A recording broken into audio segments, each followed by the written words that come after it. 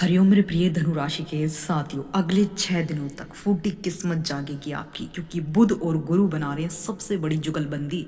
अप्रैल के महीने का ये सबसे बेस्ट तारीखें रहने वाली हैं धनु राशि के लिए। हरिओम साथियों, आपका हार्दिक अभिनंदन। आपके ज्ञान दर्शन यूट्यूब चैनल में मेरे प्यारे सभी दर्शकों का स्वागत है। धनु राशि वालों, अपनी किस्मत की चाबी थामने के लिए क्या आप तैयार हैं? आज ब्रह्मांड में एक ऐसी हलचल हो रही है जो सीधे आपके भाग्य से जुड़ी है। बुध का कुंभ में होना और गुरु का मिथुन में होना, ये दोनों मिलकर बना रही हैं एक अत्यंत ही दुर्लभ नव पंचम राजयोग। आज मैं आपको बताऊंगी कि कैसे यह राजयोग आपके जीवन में धन, सुख और सफलता की वर्षा करने वाला है। धनु राशि वालों, आपकी कुंडली के 7वें भाव में बैठे देवगुरु बृहस्पति और तीसरे भाव में बैठे बुद्धि के कारक बुध एक दूसरे से त्रिकोण संबंध बना रहे हैं। जी हाँ, बुध का प्रभाव आपके पराक्रम भाव में बैठा बुध आपकी वाणी में वो जादू भर देगा कि बड़े बिगड़े काम और बड़े काम सरल होंगे। गुरु की सीधी दृष्टि आपकी राशि पर पड़ रही है, जिससे आपका मान सम्मान, आपके ज्ञान में वृद्धि होगी, आपकी प्रतिष्ठा में वृद्धि होगी।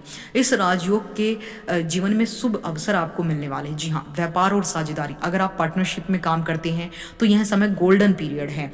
नए कॉन्ट्रैक्ट साइन होंगे। संतान और शिक्षा, विद्यार्थियों के लिए समय वरदान से कम नहीं है। आपकी एकाग्रता बढ़ेगी और प्रतियोगी परीक्षाओं में बड़ी सफलताएं आपको मिलेगी। और रुका हुआ धन, जी हाँ, यदि आपका पैसा कहीं फंसा हुआ था तो बुध की चालाकी और गुरु के आशीर्वाद से वह पैसा वापस मिलने के प्रबल योग हैं। लेकिन याद रखिए, जब राजयोग बनता है तो कुछ सावधानियां भी रखनी होती है। बुध गुरु का यह नवपंचम राजयोग धनु राशि के जातकों के लिए अत्यंत ही शुभ और भाग्यशाली परिणाम लेकर आने वाला है। चूंकि बुध कुंभ राशि के तीसरे भाव में और गुरु आपके जो है सप्तम भाव में बैठे हैं, ये त्रिकोण संबंध है, आपके जीवन में कई हिस्सों को प्रभावित करेगा। जी बिल्कुल, धनु राशि वालों, आपकी कुंडली के सबसे महत्वपूर्ण भाव के स्वामी बुध और गुरु एक बेहद शक्तिशाली नव पंचम राजयोग बना रहे हैं।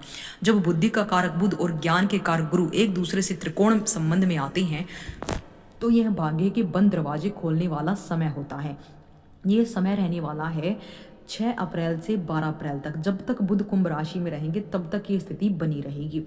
बुध का जो है प्रभाव आपके तीसरे भाव में है, पराक्रम और संचार में। यहाँ पर बैठकर आपकी वाणी में गजब का आकर्षण पैदा करेगा। जी हाँ, साहस में वृद्धि, आप जो भी निर्णय लेंगे उसमें एक स्पष्टता और साहस दिखाई देगा। सोशल मीडिया और मार्केटिंग, अगर आप ऑनलाइन काम करते हैं तो आपकी बातें लोगों को बहुत प्रभावित करेंगी।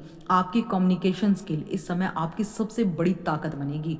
गुरु का मिथुन राशि में प्रभाव, जी हाँ, गुरु आपके 7वें भाव साझेदारी और वैवाहिक जीवन में बैठकर सीधे आपकी राशि प्रथम भाव को देख रही हैं। व्यक्तित्व में निखार, गुरु की दृष्टि आपकी राशि पर होने से आपके मान सम्मान में वृद्धि होगी।